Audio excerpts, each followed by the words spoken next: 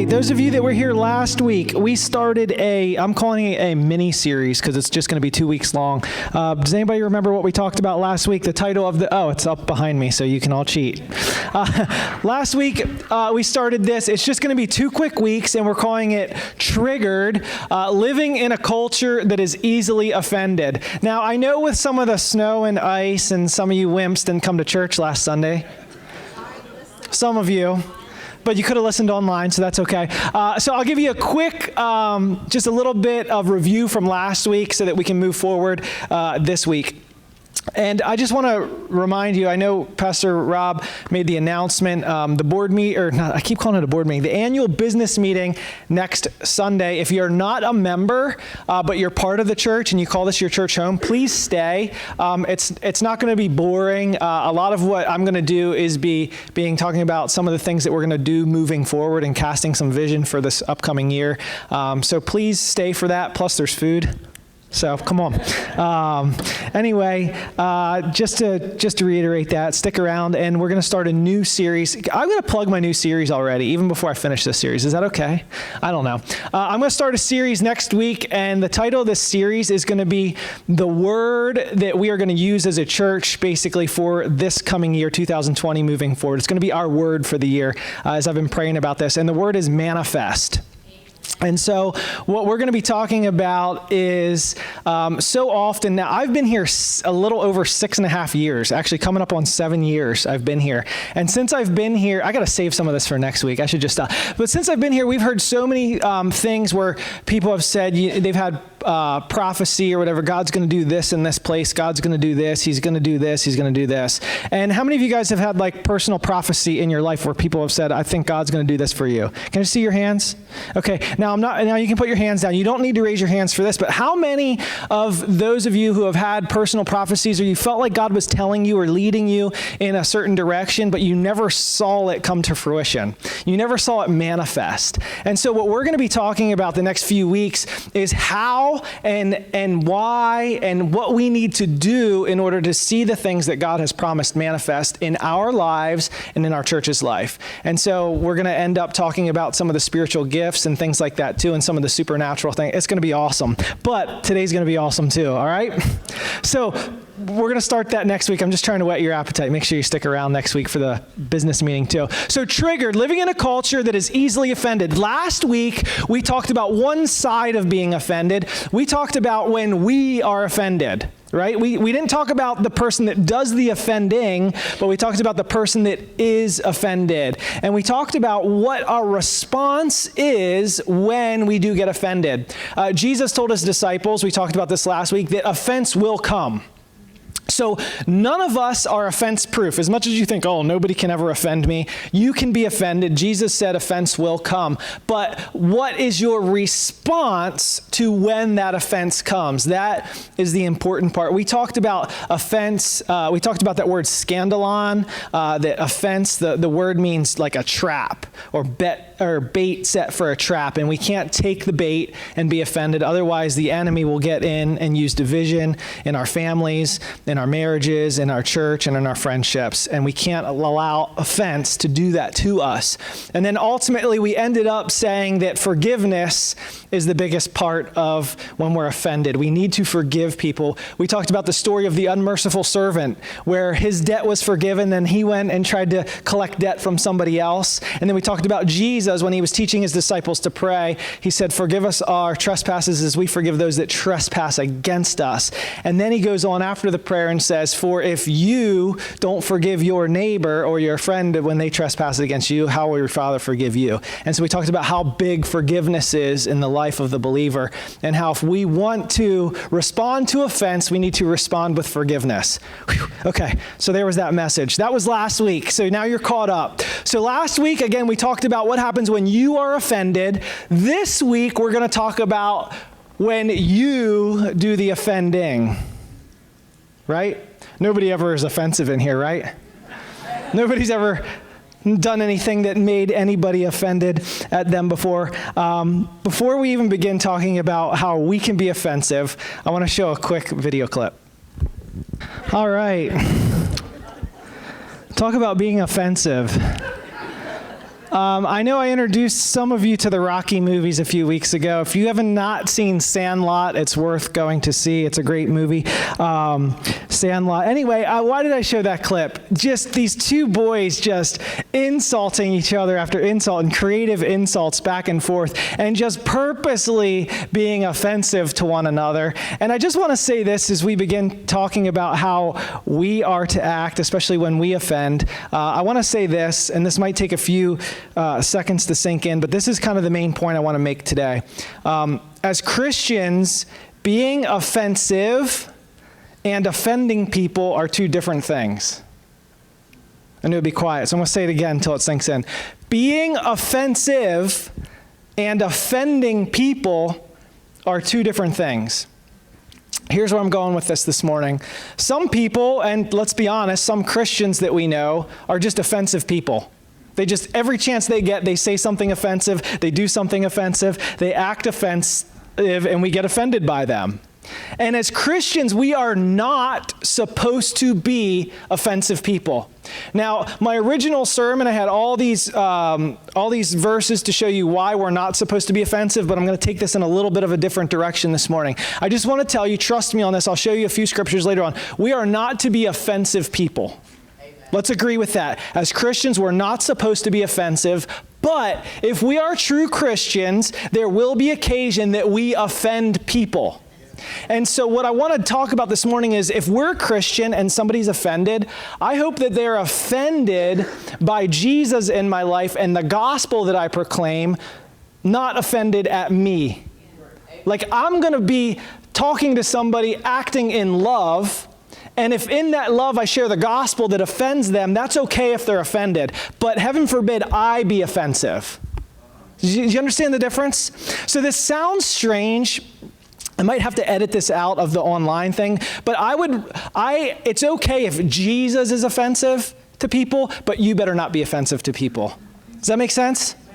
Okay, so we're going to talk about how this looks, how this is in life and in our culture. And again, I say if I offend you, I hope it's because of Jesus and not because of me, because I'm going to do everything I can to not be offensive. And I know that's kind of, some of us are like, what is he talking about? We'll get there. Matthew chapter 13. Verses 53 to 58. This is a portion of scripture that many of you are familiar with. It's also in Luke, I believe, the same story, but I'm going to read from Matthew 13. It says, when Jesus had finished these parables, he moved on from there, coming to his hometown. Where did he go? His hometown. So he went to his hometown. He began teaching the people in their synagogue, and they were amazed. Where did this man get this wisdom and these miraculous powers, they asked? Isn't this the carpenter's son? Wait, isn't his mother's name Mary? And aren't his brothers James, Joseph, Simon, and Judas? And aren't his sisters with us? Where did he get these things? And they took offense at him. But Jesus said to them, a prophet is not without honor except in his own town and in his own home. And he did not do many miracles there because of their lack of faith. Now, a couple things. First point, minor point from this, is the people that were offended at Jesus were people that probably knew him when he was growing up. They were people that were close with him. And I will say this, and this is something that John Bevere talked about in his book, Bait of Satan, but the people that we are closest with, the people we have the closest relationships with, family, friends, spouses, relatives, church folk, these are the people that we get offended at the most because our standards for them are higher. That make sense? It's like if you're walking down the street and somebody bumps into your shoulder and gives you a dirty look, you just move on, right? You're like, whatever, I don't know who that guy was, what a jerk. But if somebody in church does that to you, you get offended. You're like, who does that person think they're? And the offense level rises because we are familiar with that person. Does it make sense? And so these people were offended at Jesus. Number one, minor point is that they are familiar with Jesus. They know Jesus better than most. But the real reason why I believe that they are offended by Jesus is that they saw Jesus grow up as a kid. right? They saw little Jesus running around in his dad's carpenter shop, probably. They saw him growing up. And Jesus was always God, right? And he never sinned. But something changed when he was baptized and the Holy Spirit came on him and he went into the wilderness for the testing. And then he comes back and then he starts his public ministry of preaching and teaching and doing the miraculous. And now as he's gone into this phase of his public ministry and he's preaching and teaching and doing miracles, he comes back to his hometown and the people in his hometown are like, who does this guy think he is? We knew him when he was a little kid, and we didn't think he was anything special then. Who does he think he is now? He comes back in here and is doing all this kind of stuff. You know what I'm saying? This is how they're acting. And this is how it is with a lot of us. A lot of you, if you got saved, some of your friends that you used to run with before you were saved, you come back years later and your lifestyle is different. You're no longer participating in the things that you used to participate in. You're no longer talking like the way you used to talk. And you get around these people that are used to you being a certain way and they see that you've changed. Even though you're not doing anything to purposely be offensive, they're going to be offended at you. Because you're not taking that drink anymore. You're not laughing at that joke anymore. You're not acting the way you used to act. And the people that were the closest to you, that knew you before the transformation, they're going to be offended at you. And so I have a friend here, Lucky. Wave your hand. Lucky, we went to high school together. We were best buddies in high school. And if anybody could be offended at me being a preacher today, it would be him, because he knows some of the stupid stuff I did in high school. And he is under sworn secrecy to never tell any stories. So don't even try. But when you start living for Jesus, your actions can be taken as offensive to the world when you start acting differently than the world. And so people will say, who does he think he is? Who does she think she is? And so as a Christian, naturally, your lifestyle will offend people. Do you understand? Amen. I want to give a pop culture idea of this. Now, this could be dangerous. How many of you guys know who Kanye West is? Oh boy, about half. Kanye West is how many of you guys know who Kim Kardashian is? Okay, so Kanye West is probably one of the most famous rappers out there. And if you ever don't go listen to his music from years ago, I mean, you got all sorts of foul language, terrible things that he's talking about in this rap music. And he's married to Kim Kardashian. Well, I guess a year or so ago, maybe a little bit longer, he had an encounter with Jesus and got saved. And so now he is living for Jesus, and he came out with actually 2 Christian albums where he's proclaiming Jesus as king. And people that he used to run with, he's now ruffling some feathers. They're offended at him that he would live this kind of lifestyle. In fact, his wife, Kim Kardashian, she's like famous for her butt. I'm just telling you, okay? If you don't watch TV or live under a rock, I'll give you a little pop culture. You should have just seen the look that Pam gave me. If you're visiting this morning, I'm sorry, but this is I just want to make this point.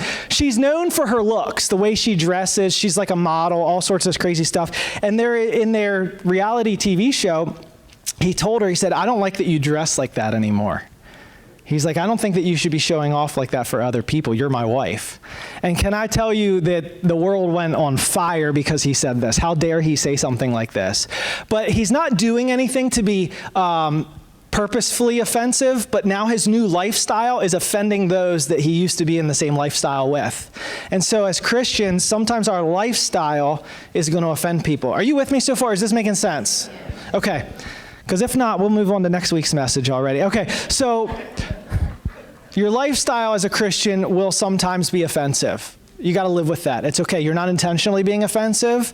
Now, let's be careful, though. Sometimes we can be that I'm holier than thou. I'm better than you. That's not how we're supposed to be. I had that happen to me one time. I had some family say, oh, who do you think he is? He's holier than thou now. And it's like, we have to be intentional not to try to act like that. You know what I mean? Pretend that we're better than people, but we are going to live a consistent lifestyle. Okay? So we're not intentionally being offensive, but we will offend people. See how I'm going to work that in here? So A, your lifestyle will offend people. Secondly, as a Christian, sometimes your words will offend people. Your words will offend people. Again, I'm going to keep saying this over and over again. You're going to be so sick of hearing it. We do not want to be intentionally offensive to anybody. We will always want to speak in love, but sometimes what we say in love will offend because of who we serve. And the world is contrary to that.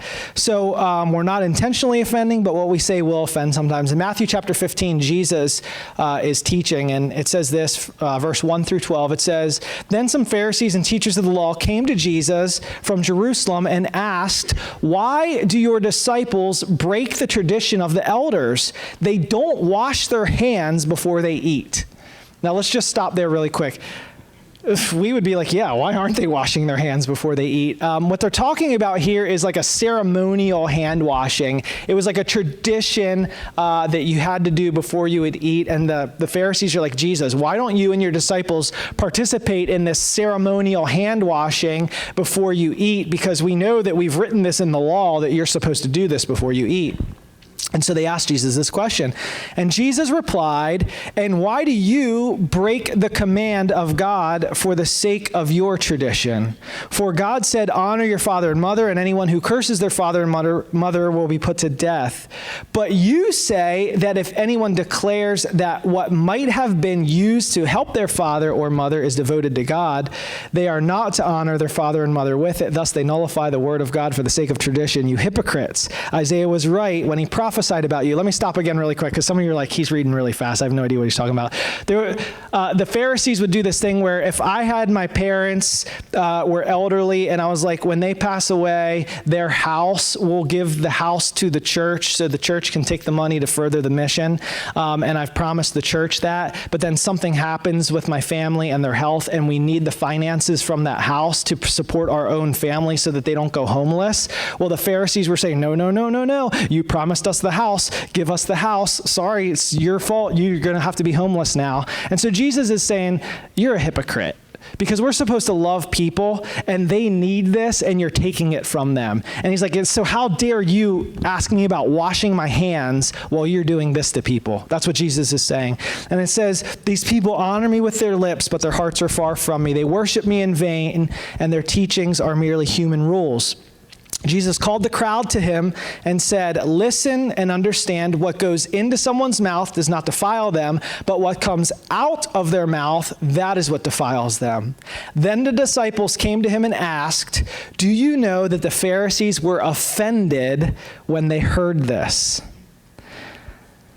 Wow, that whole story, just to let you know, the Pharisees were offended at the words that Jesus spoke. We know that Jesus never sinned. We know that Jesus was perfect. We know that he was God. And he spoke truth to the Pharisees, and they were offended at the truth that he spoke. Okay? So there are going to be times in our lives as Christians that we are going to have to stand up and speak the truth. And people will be offended by the truth that we speak. We don't purposely be offensive, but when we speak the truth, it will offend. From time to time, it will offend. Ephesians chapter 4, I used this verse in our series, Run.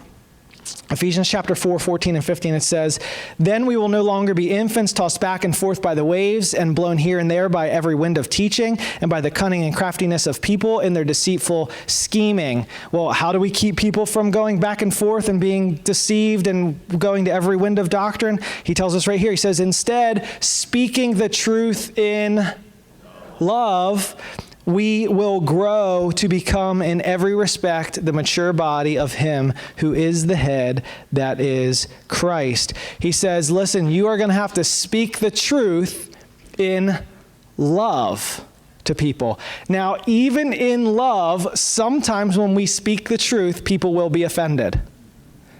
We talked about this before. I made the example of going out to eat with friends. And you've been out all night with your friends, and then you get home and you look in the mirror and you have food in your teeth. And none of your friends told you had food in your teeth because they didn't want to offend you or they didn't want to bring it up. Hey, you have food in your teeth. Or even worse, your flies down all night and nobody told you, right? Sometimes we have to speak the truth Even if it's hard to speak the truth, we don't want to be offensive about it, but sometimes we got to speak the truth to help people out, okay? Just like our Christian friends. Like if I have a friend that's just doing some destructive things in their lifestyle, I got to love them enough to come to them and not hold it over their head and not try to be offensive, but say, hey, brother, what you're doing is wrong. How can we walk through this? How can we do this better? How can we get to the other side of this situation? And sometimes bringing that up to somebody is going to be offensive, but we do it in love anyway because we care about people. And so as Christians, our words from time to time will be offensive. And we have to do it anyway, and we have to do it in love. If you love people enough, you will speak truth to them, even if it hurts you and them, or them. Let me give you an example. Sorry, I called you because I knew you were going to be here today. All right, Lucky, wave your hand again. I'm sorry, he's like on the spotlight today. Stand up 1 second, and then you can sit down. Okay, this is Lucky. Okay, he can sit down. My wife said use his real name. His real name's Nathaniel, if you meet him and you want to be proper, but you can call him Lucky. That's his real name. So Nathaniel, is it a year and a half ago, 2 years ago that you were diagnosed? 2.5 years ago, Nathaniel was diagnosed with stage 4 colon cancer. Like 4 is bad, right? 4 means sorry to tell you this. And I know that when the doctor came in and said, hey, Nathaniel, we have some bad news for you. You have stage 4 colon cancer. This is like devastating news. This is a truth that when it is spoken, it can hurt and offend. Like, some of you have been in this situation before where you've heard a bad diagnosis, especially when you get that C word, it's scary. And so the doctor has to come in and say, this is the truth. And now this is what we have to do about it. We got to have surgery. We got to do some things that are going to hurt, going to make you uncomfortable, put you through chemotherapy, do all these things to your body to try to beat this cancer. And I'm sure that does not feel good, going through all that. But we have to be put through that so that we have a chance to survive. Does this make sense? And so I remember last year, the doctors came to him again and said, you know what? We found something on your lungs. We're going to have to go in and do surgery right away. And I'm sure he's like, it was right in the middle of baseball season, which stinks. But the doctor had to come to him and say, you know what? I know you don't want to hear this. I know this is not the news that you want to hear, but in love and in truth, I have to tell you, we have to do something about this or this could kill you. And so we're going to have to go in, we're going to have to rip you open, we're going to have to take part of your lung out, but it's so that you can survive.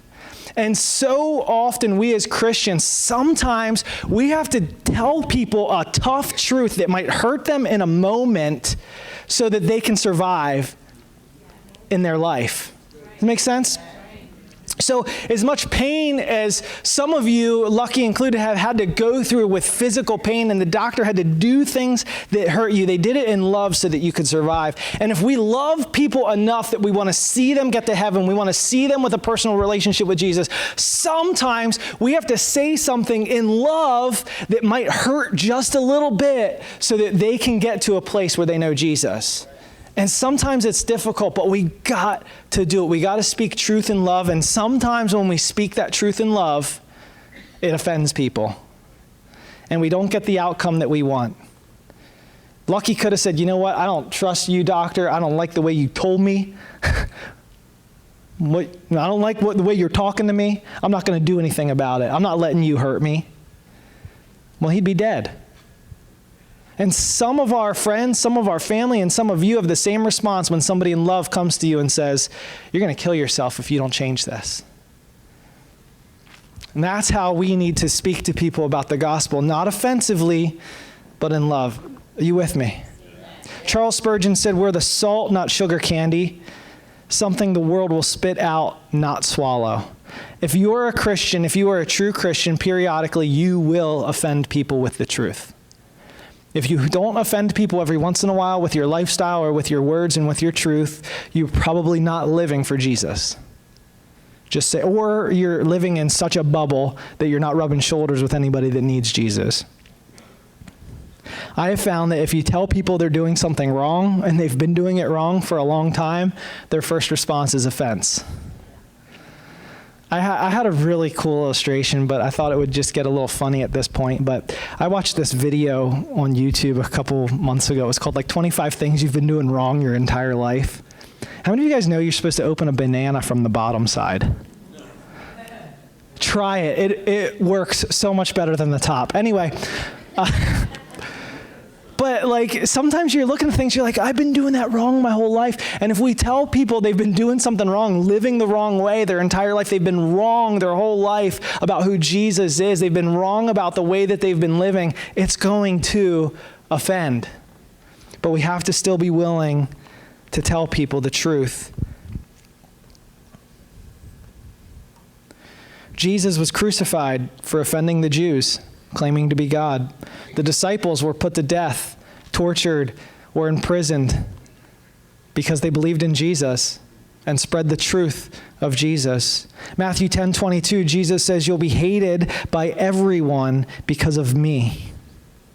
But to the one who stands firm to the end will be saved." Jesus says you'll be hated because of me. Again, not hated because you're a jerk and you're offensive. Hated because you love, but your lifestyle and sometimes your words because of Jesus will offend people. Remember, we're not offensive. The gospel is offensive. 1 Corinthians, I'm going to end with this verse and just a few thoughts. 1 Corinthians 1:18-22. It says, "For the message of the cross is foolishness to those who are perishing, but to us who are being saved, it is the power of God. For it is written, I will destroy the wisdom of the wise, and the intelligence of the intelligent I will frustrate." Where is the wise person? Where is the teacher of the law? Where is the philosopher of this age? Has not God made foolish the wisdom of the world? For since the wisdom of God, the world through its wisdom did not know him. God was pleased through the foolishness of what was preached to save those who believe. Jews demand a sign and Greeks look for wisdom, but we preach Christ crucified, a stumbling block. Remember last week, stumbling block. The Greek word is scandalon, which gets translated often to offense. It's that trap. Paul says, the gospel that we preach of Christ crucified is an offense to the Jews and foolishness to the Gentiles. The gospel that we preach is offensive to people. Listen, you tell somebody that Jesus is the only way to heaven. You tell somebody that they are living a life of sin, and unless they repent of their sins and follow Jesus, they are going to go to hell. That will offend people. But it's the truth, and we believe it. And we will offend people. And this gospel, this Bible that we love and cherish, and this Jesus who is really God, who really died on the cross, who really raised from the dead, who really forgives sins, who's really sitting down at the right hand of the Father, who is really coming back one day for his church, who really saves people, he is offensive to those who don't believe. He is foolishness to those who are not being saved. But we have to be willing to take the ridicule, take the offense, take what comes to share the gospel of Jesus. Some of you guys are in high school or middle school. You start sharing Jesus with teachers and friends. They might laugh at you. They might ridicule you. They might be offended by what you say. But it's the truth. It's the truth. Some of you who are adults in the workplace, in your family, in your marriages, you start sharing Jesus and it can be offensive. But it's the truth. We have to be willing to offend people in love if we're really Christians, but we're not going to be offensive people. I hope you're catching that. It says, but to those whom God has called, both Jews and Greeks, that's us, Christ, the power of God and the wisdom of God, for the foolishness of God is wiser than human wisdom, and the weakness of God is stronger than human strength. What others might see foolish, what others might be offended by, we know it's saving us. We know it's saving us. Stronger than human strength. The gospel is offensive. Jesus is offensive to a world that does not believe. We as Christians should not be offensive people, but we should be sharing something that will offend people. If you don't know Jesus, maybe I offended you this morning. If you know him, maybe I've offended you this morning. But my prayer for this body of believers right here and for myself is that we wouldn't be afraid to share Jesus. We wouldn't be afraid to every once in a while be ridiculed, every once in a while bring offense, because we're not intentionally being offensive, but what we say will be taken as an offense. But we have to continue to speak because we love people enough to see them saved, and we love Jesus enough to proclaim his gospel. God, I thank you for each person that's here today. Lord, I thank you for those in here who might have a spirit about them that are offended easily. Lord, I pray for those that are in this place that might be just offensive and abrasive people. God, I pray that you would soften our hearts, Lord, that we would be more and more like you. But God, I pray that we would have the boldness and the courage and the strength and the love to live a lifestyle that might be offensive, and to speak words in love that might be offensive, because you are worth it, because we love you so much and we believe in you. God, again, I pray for boldness. Lord, I pray for favor on every person that's here. As we leave this place, God, would you help us to walk in your strength as we rub shoulders with the world? In your name we pray. Amen.